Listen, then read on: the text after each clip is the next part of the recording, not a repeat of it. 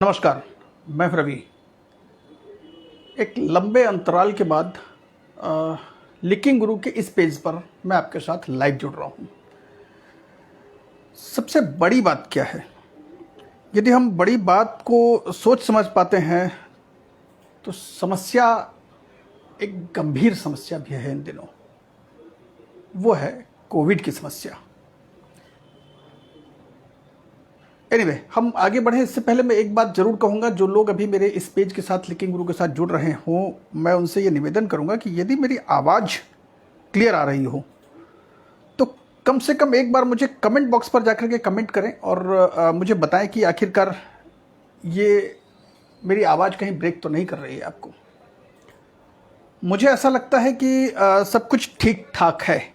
तो ऐसी स्थिति में मैं आपसे एक निवेदन और कर लेता हूँ कि इस वक्त कोरोना का काल चल रहा है। ऐसी स्थिति में सबसे बेहतर क्या होगा? तो बेहतर यह है कि हम और आप, मैं इस वक्त स्टूडियो के अंदर हूं इसलिए मैंने मास्क नहीं पहना हुआ है, बट यदि आप अपने कमरे से बाहर निकलते हैं तो इससे कभी भी अन्यथा न लें और अवश्य मास्क ज़रूर पहनें। एनीवे, इस वक्त की बात यदि हम करते हैं तो एक दुखद खबर के साथ मैं शुरुआत करता हूं। दुखद खबर यह है कि जहां पर देश में कई राज्यों में विधानसभा चुनाव चल रहे हैं, इलेक्शन चल रही है, वहीं पर उड़ीसा के भी एक सीट में उपचुनाव हो रहा है, यानी बाई इलेक्शन चल रही है। वो पिपली, पुरी जिला का एक विधानसभा क्षेत्र है, पिपली विधानसभा क्षेत्र। यहाँ पर उपचुनाव चल रही थी। 17 तारीख को मतदान होना था।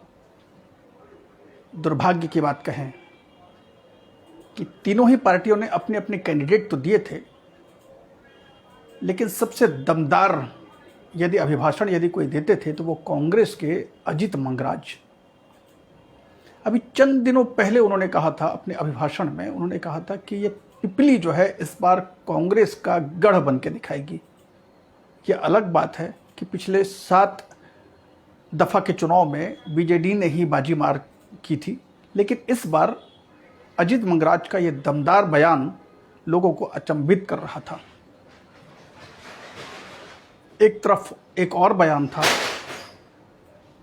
उनकी बहुत सारी बातें करें, लेकिन सबसे पहले हम आपको ये हम बता दें कि अब कांग्रेस के वो प्रत्याशी जो पिपली विधानसभा से चुनाव में अपनी सीट को जीतने का दावा करते थे, वो अब हमारे और आपके बीच नहीं रहे।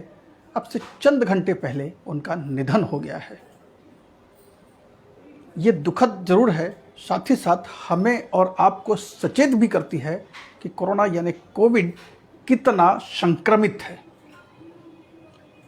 चंद दिनों पहले जब हम 1 अप्रैल की बात करते हैं तो पहले दिन जब दूसरी दफ़ा का संक्रमण स्टार्ट हुआ था, यानी सेकेंड फेज जब स्टार्ट हो रहा था, तब उड़ीसा में सबसे पहली बार 1 अप्रैल को 354 लोगों के संक्रमित होने की सूचना मिली थी और अब लगभग 3500 के आसपास हो रही है। महज 10 दिनों में लगभग 10 गुना बढ़ जाना काफ़ी अचंभित करने वाली बात होती है। वहीं 4 दिन पहले अजित मंगराज कोरोना यानी कोविड से संक्रमित हो गए थे और यहीं उड़ीसा के एक निजी अस्पताल में उन्हें एडमिट किया गया था। धीरे धीरे उनकी हालत बीच में सुधर रही थी, फिर अचानक से पिछले रात से यानी बीती रात से उनकी स्थिति धीरे धीरे काफ़ी गंभीर होती गई और अंततः दोपहर 4 बजे के आसपास उनका देहांत हो जाता है। इस पर सभी पार्टी के नेताओं ने, गवर्नर ने, मुख्यमंत्री ने, सभी ने अपनी अपनी दुख यानी संवेदनाएं व्यक्त की हैं। वहीं मैं आपको एक और जानकारी दे दूं कि जब भी इस तरह की कभी कोई घटना होती है और यदि राष्ट्रीय दल का यानी राष्ट्रीय पार्टी का कोई नेता चुनाव या इलेक्शन के बीच में यदि उनकी मृत्यु हो जाती है या यदि किसी भी कारण से निधन हो जाता है, आकस्मिक निधन हो जाता है, जबकि चुनाव नहीं हुआ होता है और चंद दिनों बचे होते हैं, ऐसी स्थिति में नियम ये कहता है कि चुनाव को पोस्टपोन कर दिया जाए, यानी आगामी तिथि में फिर से उस पर चुनाव हो, तब जबकि राष्ट्रीय दल का कोई, उसी पार्टी का कोई और अन्य व्यक्ति वहाँ पर फिर से प्रत्याशी के रूप में ना आ जाए। यदि यही कोई क्षेत्रीय पार्टी होती या कोई निर्दलीय व्यक्ति होता तो इसके लिए यह आवश्यक नहीं होती। लेकिन जब इस तरह की जब भी घटना होती है और राष्ट्रीय पार्टी का कोई व्यक्ति जिसका निधन हुआ होता है, तो ऐसी स्थिति में जब तक अगली बार फिर से एक और उसी पार्टी का एक और प्रत्याशी जब तक नियुक्त नहीं किया जाता, मनोनीत नहीं किया जाता, यानी प्रत्याशित घोषित नहीं किया जाता, तब तक के लिए दोबारा चुनाव नहीं हो सकता। या यूं कहें कि दोबारा चुनाव होने की स्थिति में पार्टी को फिर से अपना एक और दूसरा प्रत्याशी देना होता है। बिना उस प्रत्याशी के यानी बिना उस पार्टी के, जो कि राष्ट्रीय पार्टी हो, बिना उस पार्टी के प्रत्याशी के चुनाव नहीं हो सकता, ऐसी भारतीय संविधान कहती है। तो कुल मिला के हम ये कहें कि यदि अजीत मंगराज का निधन हो गया है, जो कि वास्तव में दुखद है और सचेतक भी है कि कोविड कितना संक्रमित हो रहा है, और सबसे महत्वपूर्ण बात क्या है इस पूरी घटना में, वो ये कि जहां पर अभी से चंद दिनों पहले एक वीडियो वायरल हो रही थी जिसमें देखा जाता था कि एक व्यक्ति जहां पर मास्क नहीं पहनता है तो पुलिस किस बर्बरता से, यही उड़ीसा पुलिस किस बर्बरता से उस व्यक्ति को मार रही थी, जिसका वीडियो वायरल हुआ था। वहीं दूसरी तरफ ये भी देखने को मिल रहा था कि पिपली के उपचुनाव में किस तरह से धज्जियां उड़ाई जा रही थी। इसी बीच ये खबर, ये बात बिल्कुल और भी पुख्ता होती है जब अजीत मंगराज का देहांत हो जाता है, कैसे वहां पर धज्जियां उड़ाई जा रही थी। अलग बात है, संक्रमित हम भी हो सकते हैं, आप भी हो सकते हैं, कोई भी व्यक्ति हो सकता है, लेकिन सावधानी आवश्यक थी। जब भी कहीं पर चुनाव हो रहे हैं वहां पर देखा यह जा रहा है कि हमेशा कोविड के नियमों की धज्जियां उड़ाई जा रही हैं। एनीवे, वापस से हम उसी स्थान पर पहुंचते हैं जब अजीत मंगराज का देहांत हो जाता है। ऐसी स्थिति में ये कहना लाजमी होगा कि अब 17 अप्रैल को यहाँ पर किसी भी सूरत में उपचुनाव कम से कम नहीं हो सकता, क्योंकि तिथियों की बात करें तो जब भी चुनाव होता है तो एक पूरी प्रक्रिया होती है। वहाँ पर सबसे पहले प्रत्याशी चयनित किए जाते हैं किसी भी पार्टी के या निर्दलीय हों। इसके बाद एक तय तिथि के अनुसार, तयशुदा तिथि के अनुसार वहाँ पर सबसे पहले नामांकन पत्र दाखिल किया जाता है। इसके बाद नामांकन पत्र को किसी भी सूरत में देखा जाता है, और यदि कहीं पर कोई त्रुटि है, पार्टी यदि अपना प्रत्याशी बदलना चाहती है, तो नामांकन पत्र वापस लेने की भी एक तिथि होती है। और इसके बाद प्रचार के लिए एक तय सीमा होता है, और फिर उसके बाद अंतिम तिथि के बाद, प्रचार बंद होने के बाद 48 घंटे के अंदर में वहाँ पर चुनाव की तिथि होती है।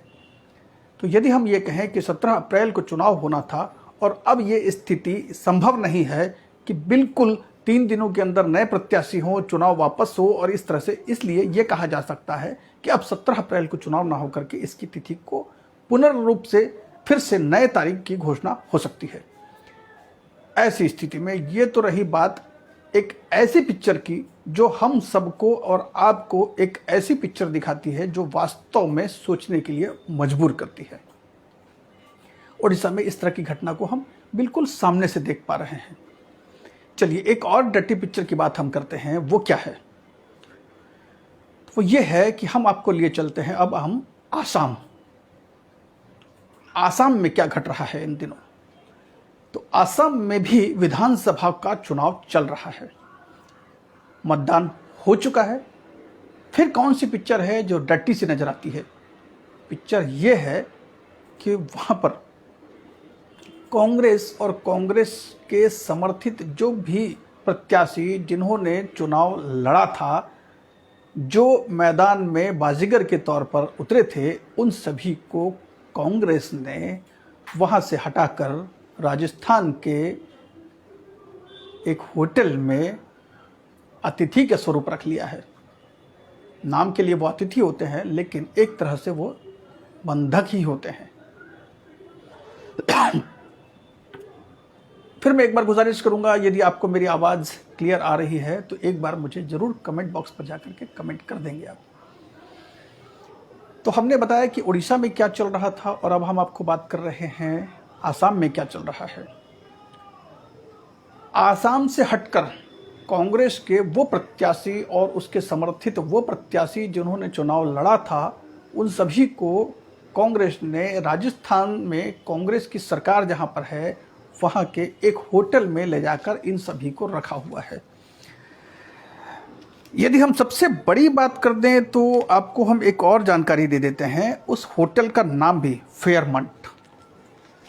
आपकी जानकारी के लिए हम बता दें कि जब मध्य प्रदेश में ऑपरेशन लोटस की बात जब आ रही थी तो ये वही होटल था जहां पर ले जा करके इन सभी लोगों को कुछ दिनों के लिए वहां पर ठहरा दिया गया था जो कांग्रेस के विधायक थे।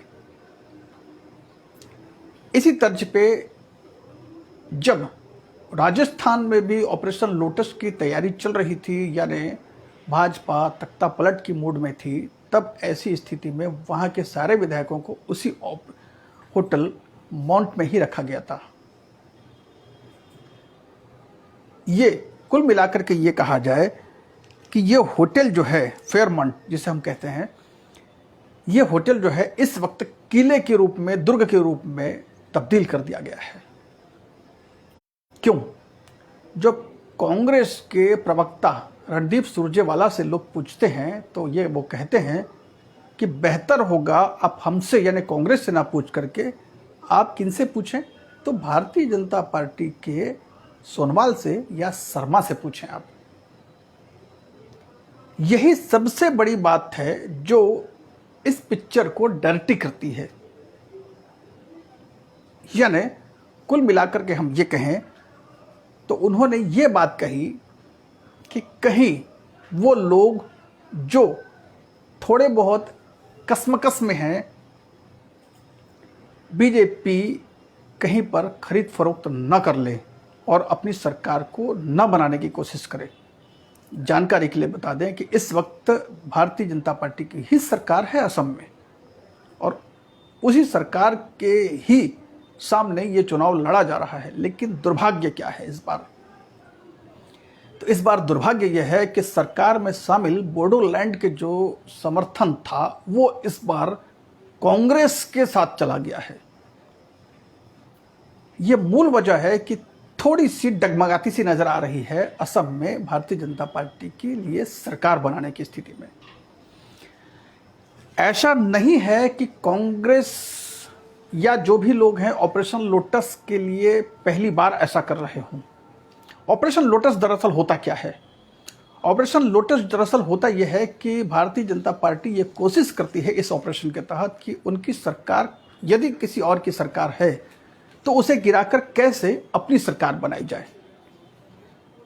तो इसमें एक प्रोसेस अपनाया जाता है। वो प्रोसेस ये होता है कि जो वहाँ के निवर्तमान विधायक हैं वो किसी न किसी सूरत में वहाँ से वो रिज़ाइन कर देते हैं और वहाँ पे फिर से उपचुनाव होता है और इस बार संख्या जो है वो भारतीय जनता पार्टी के पक्ष में चली जाती है।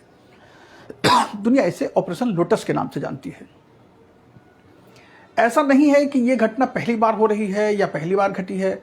इसका ज्वलंत उदाहरण मध्य प्रदेश में देखा जा सकता है। मध्य प्रदेश में हाल ही में कमलनाथ सरकार गिरती है और वहां पर शिवराज की सरकार बन जाती है। चंद लोग वहां से रिजाइन करते हैं और फिर वहां पर सरकार भारतीय जनता पार्टी की बन जाती है। जैसे कि मैंने पहले प्रोसेस में आपको बताया कि संख्या लघु करने के लिए करना यह होता है कि आपको जिनकी सरकार है उनके सरकार के कुछ लोगों को पहले रिजाइन देना होता है, जिससे आंकड़ों में कमी आ जाती है। फिर जो कुल संख्या होती है उसका अधिकांश भाग जिस पार्टी के पास में होता है वो वहां की सरकार बना सकती है। तो ऐसी स्थिति में जितनी संख्या भारतीय जनता पार्टी के एमएलएस की होती है, विधायकों की होती है, उससे कम करने के लिए जितनी संख्या की आवश्यकता होती है उतने विधायकों को रिजाइन कराया जाता है। फिर वहां पर दोबारा चुनाव होता है।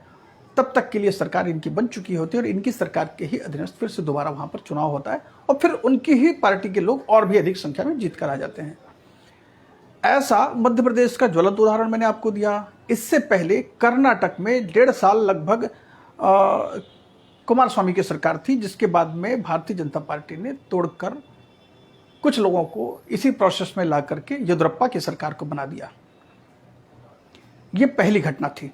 इसके बाद धीरे धीरे कई सारे राज्यों में इसकी कोशिश की गई। ऐसा नहीं है कि महाराष्ट्र में इसकी कोशिश नहीं थी, लेकिन वहाँ पर किसी न किसी कारण से ये पूरी की पूरी प्रक्रिया जो है वो शिथिल पड़ गई और अभी शिवसेना की सरकार है।